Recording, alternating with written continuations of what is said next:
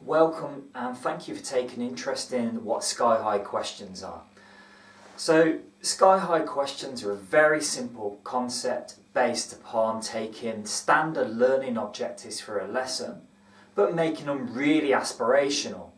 And that aspiration comes through making them accessible to the students to use within the lesson.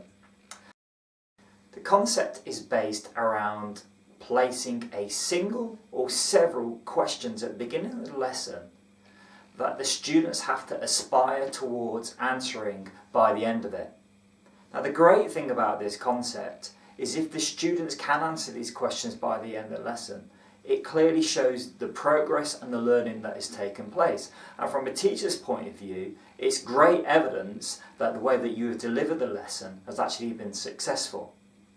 But just to take a little bit of a look back at the traditional way of putting across learning objectives, there are a few key issues that Sky High questions actually resolve. The first of those is that they are often very wordy and actually quite complex to a point that the students don't really understand, first of all, what they are, and what they are used for. In order to avoid this, what Sky High questions does is it reduces down the amount of time it takes for students to understand their purpose. So in other words, if you've got the traditional QBAT method, so a no statement, an understand statement, a be able to statement, or must, should, could is another common one of putting across lesson objectives. What Sky High questions does is it places it into a single question. That question could be something to do with maths. What is the distance to the moon and back? In which students have to spend the lesson discovering different ways to calculate that distance.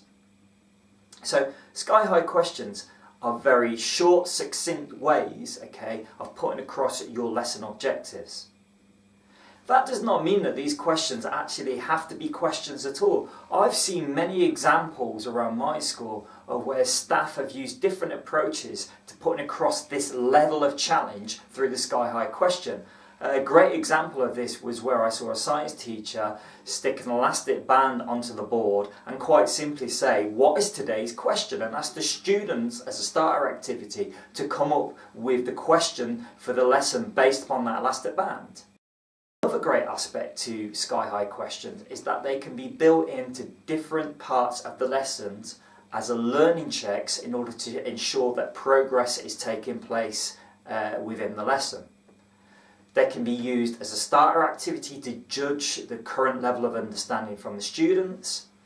They can be used as learning checks throughout the lessons, maybe as a self or a peer assessment or through question and answer as well. And probably most importantly, they can be used as a plenary activity to actually judge how much progress the students have made by the end of the lesson. So think about this for a second.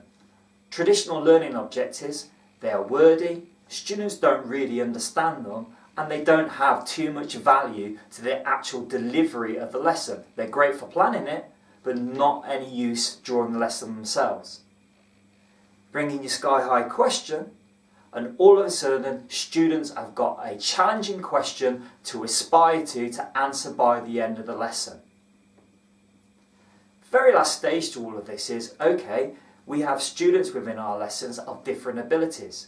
What is crucial to Sky High questions is that you build in your layers of support in order to support those students who may struggle or find it extremely challenging to answer that question, so they have every chance by the end of the lesson of reaching that Sky High goal, that Sky High question, being able to answer it. The final stage is not to forget your differentiation to support the Sky High question. You're going to have students that will struggle to meet the needs of this challenging question, and this is where Standout Teaching's gap strategy is absolutely perfect to support students in being able to attain the answer to the Sky High question by the end of the lesson. Thank you for listening, give it a go, and as with everything, the Standout Teaching website has all the resources to guide you and support you with using Sky High questions within your lessons. Thank you.